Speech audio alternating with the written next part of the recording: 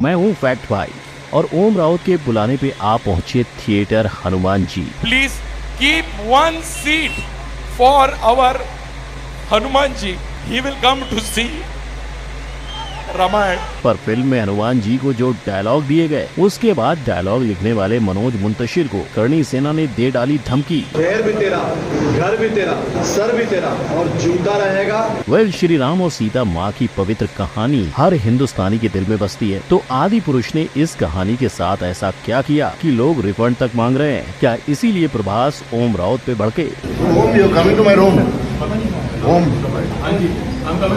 चलिए जानते हैं। Number 1, gen Z look. आदि पुरुष के रावण की हेयर स्टाइल किससे इंस्पायर्ड है पता है? विराट कोहली से। क्योंकि लोगों ने जब इस रावण को पहले वाले रावण से कंपेयर किया तो वो उसे काला जादू करने वाला बाबा कहने लगे, क्योंकि मूवी में रावण कभी काले कपड़े में दिखाई देता है तो कभी टी शर्ट में। लंकापति के शरीर पर 1 ग्राम तक सोना नहीं है और न ही सोने का मुकुट। हाँ, मुकुट से याद आया, रावण के 10 सिर, ऊपर 5 नीचे 5। बस रावण ही नहीं, सीता माँ का लुक देखकर कईयों ने उनके कॉस्ट्यूम पर सवाल उठाए। ये हाल पद्मावत में भी हुआ था, पर ऑडियंस को मद्देनजर रख के मेकर्स ने उनके अंग को BFX से कवर किया था। यही हाल बाकियों का भी है, जैसे श्री राम का शुभ्र अवतार, रावण के बेटे का रैपर लुक और प्लेनेट ऑफ एप्स की वानर सेना। बाकी लक्ष्मण को ना स्क्रीन टाइम मिला है और ना अपना खुद का कॉस्ट्यूम। लोग तो ये भी कह रहे हैं कि राम का कॉस्ट्यूम ही VFX से लक्ष्मण के बॉडी पे कॉपी पेस्ट कर दिया है।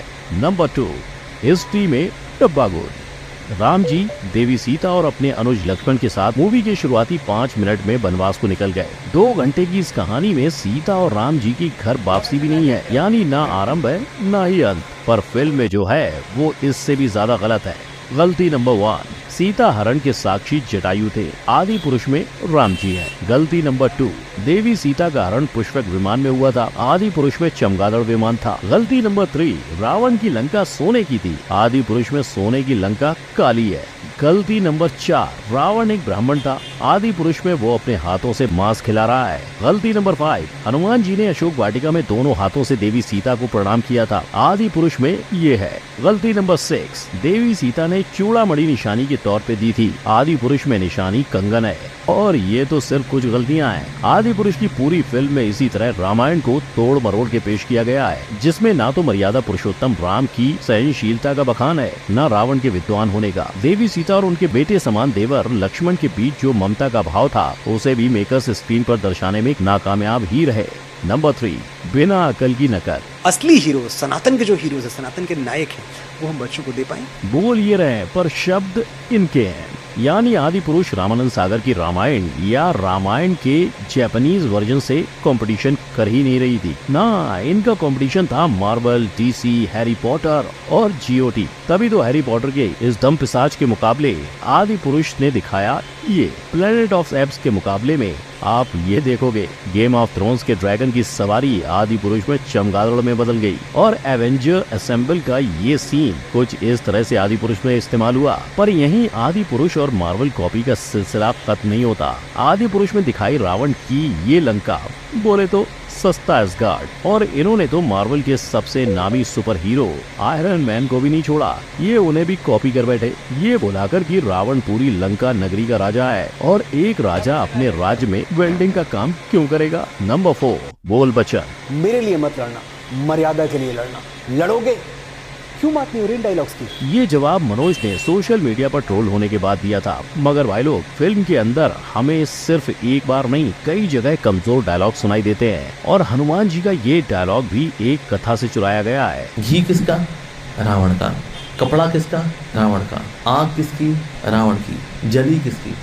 रावण की। इन्हीं डायलॉग्स को लेकर आज कई जगह प्रोटेस्ट भी चल रहे हैं। यहाँ तक कि डायलॉग्स के ऊपर करणी सेना का ये कहना है कि अभिव्यक्ति की आजादी का फायदा उठाया जा रहा है। भाई, मैं जानता हूँ कि विचारों की अभिव्यक्ति की आजादी है, लेकिन ऐसी आजादी हम बर्दाश्त नहीं करेंगे। और शायद इन्हीं विवादों के बाद अब मनोज मानते हैं कि डायलॉग्स में फेरबदल करनी चाहिए। सब क्लियर होने के बाद अगले 2 से 3 दिनों में ये डायलॉग्स थिएटर में होंगे। लेकिन एक नजर अगर मनोज के पिछले किए गए कामों पर डालें तो हमें कई गाने और उनके रियलिटी शो के जज होने के अनुभव दिख जाएंगे। इनफैक्ट आदि पुरुष के सारे गानों के लिरिक्स भी मनोज द्वारा ही लिखे गए हैं, जिन्हें व्यूज तो भरपूर मिले, पर लोगों को अजय अतुल का दिया म्यूजिक थोड़ा कम पसंद आया। यानी उनके टाइटल ट्रैक को इतने सारे सिंगर्स से गवाने के बावजूद आदि पुरुष के गाने ऑडियंस के कानों तक नहीं पहुंच पाए। नंबर 5, सस्ता VFX। इस मूवी के VFX में 4 चांद लगाने वाले प्रसाद सुतार आदि पुरुष के भी VFX आर्टिस्ट हैं, और जब आदि पुरुष का टीजर लॉन्च हुआ तो लोगों के रिएक्शन से बचने के लिए प्रसाद ने कहा कि इस प्रोजेक्ट में कंपनी का कोई हाथ नहीं है। फिर क्या, 6 महीने का पोस्टपोन